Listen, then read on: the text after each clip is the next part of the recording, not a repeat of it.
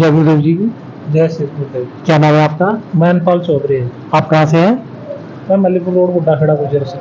अभी गुरुजी ने जैसे पूजन किया तो उसमें कुछ आध्यात्मिक अनुभव हुआ है आपको? हाँ, अनुभव हुआ है।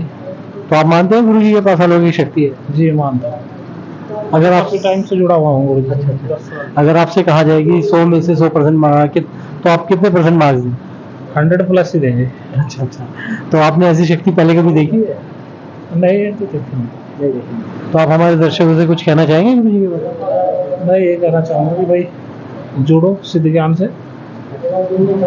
अच्छा, जय गुरुदेव।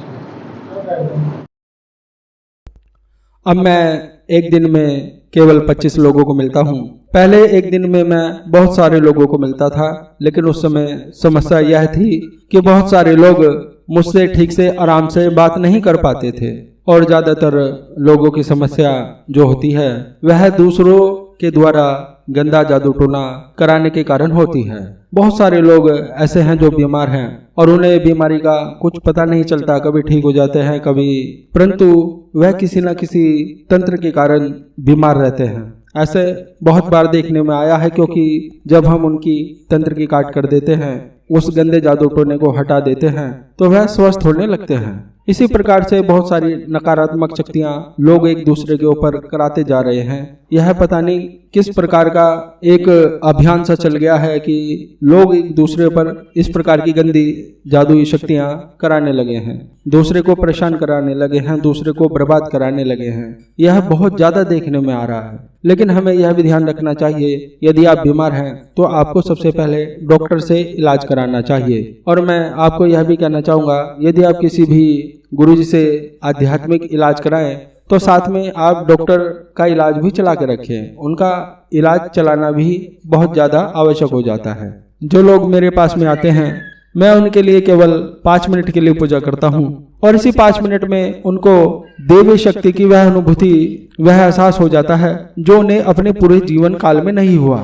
और जब इस प्रकार की घटना उनके सामने साक्षात रूप से घटती है तो उन्हें पूरे हृदय से, पूरे मन से भगवान की शक्ति पर विश्वास हो जाता है और निश्चय ही उनके कार्य फलवती होने लगते हैं। लेकिन जो भी व्यक्ति हमसे मिलना चाहता है, हमारे पास आना चाहता है, वह सबसे पहले अपना नंबर ले ले आने के लिए, मिलने के लिए। और यह नंबर आपको व्हाट्सएप पर मैसेज करना है, अपना नाम, अपना पता और आप क्यों मिलना चाहते हैं यह लिख करके आप मैसेज कीजिएगा।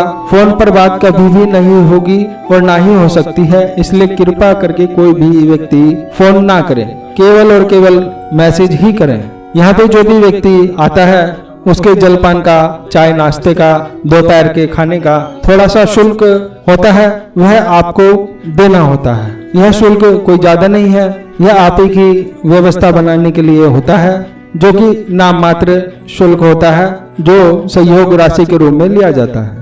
बहुत सारे लोग हमसे बार बार पूछते हैं कि हम अपनी समस्या की, अपनी बीमारी के बारे में आपसे कुछ जानकारी लेना चाहते हैं, हम आपसे मिलने के लिए आना चाहते हैं, तो भगवान को चढ़ाने के लिए वहाँ पर क्या लेकर के आए। तो मैं आप लोगों को बता देना चाहता हूँ, आपको अपने साथ में कुछ भी लाने की आवश्यकता नहीं है। आप बिल्कुल खाली हाथ आ सकते हैं। आपको ना ही मिठाई लानी है, ना ही प्रसाद लाना है, कुछ भी नहीं ला करके आना है, आप खाली हाथ आ जाइए। लेकिन बहुत सारे इस प्रकार के लोग होते हैं, उनका मन नहीं मानता। जब वह भगवान के दरबार में जाते हैं कुछ न कुछ लेकर के जाते ही हैं, नहीं तो उनका मन अंदर से व्याकुल होता रहता है, इतने समर्पित होते हैं वह भगवान के प्रति। तो देखिए, यदि आप लेकर के ही आना चाहते हैं तो हमारे यहाँ पर पूजा में 2 प्रकार की जोत जलाई जाती है, एक देसी घी की और दूसरी सरसों के तेल की। और मैं अपनी पूजाओं में, विभिन्न प्रकार के अनुष्ठानों में, यज्ञों में देसी घी का प्रयोग करता हूँ, सरसों के तेल का भी प्रयोग करता हूँ। यदि आप अपने साथ में लेकर के आना चाहते हैं तो आप देसी घी लेकर के आ सकते हैं, या आप सरसों का तेल लेकर के आ सकते हैं, या आप दोनों घी और तेल दोनों लेकर के आ सकते हैं। लेकिन आपको यह ध्यान रखना है, किसी भी व्यक्ति को भी खुला घी या तेल नहीं लेकर के आना है, क्योंकि वह हम आपसे सब कार्य नहीं करेंगे। क्योंकि खुले घी में या तेल में कुछ मिलावटी चीजें हो सकती हैं, जैसे चर्बी हो सकती है, केमिकल हो सकते हैं, कुछ गंदे पदार्थ मिले हुए हो सकते हैं, और उसका इस्तेमाल हम अपनी पूजा में, यज्ञ में करेंगे तो इससे हमारी पूजा भी दूषित हो जाएगी। तो यदि आप लेकर के आना चाहते हैं तो किसी अच्छी कंपनी का आप लेकर के आए और वह बिल्कुल सील पैक होना चाहिए। यह आपकी अपनी श्रद्धा है, यदि आप लेकर के आना चाहें तो ही लेकर के आए, अन्यथा आप बिल्कुल खाली हाथ आ सकते हैं। हमारी तरफ से कोई जरूरी नहीं है आपको कुछ भी अपने साथ में लेकर के आना, वह आपकी अपनी इच्छा है। आप भगवान को कुछ चढ़ाना चाहते हैं तो यह ला सकते हैं। आपको भगवान शिव की कृपा, उनकी शक्ति, उनका आशीर्वाद प्राप्त हो, ऐसी मैं कामना करता हूँ। आगे भगवान शिव की इच्छा। शंभो महादेव भोलेनाथ।